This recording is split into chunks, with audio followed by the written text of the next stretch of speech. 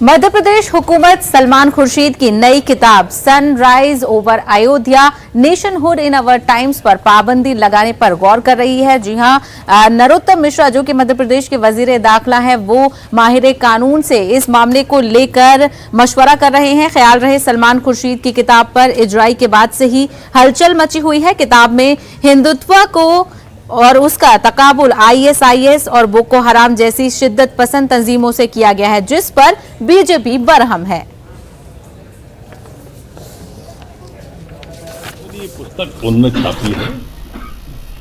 दरअसल हिंदुत्व को खंडित करने का,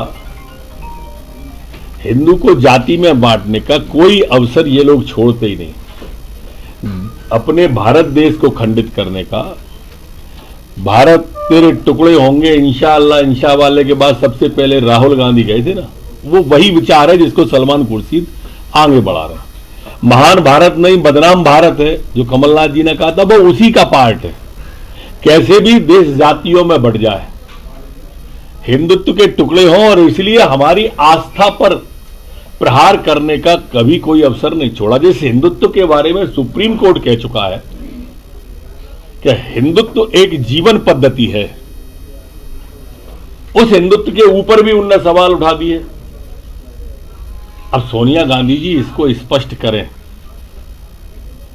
कि वो किसके साथ हैं, और मैं मध्य प्रदेश के लॉ विशेषज्ञों से राय कराऊंगा और मध्य प्रदेश में इस किताब को बैन करेंगे।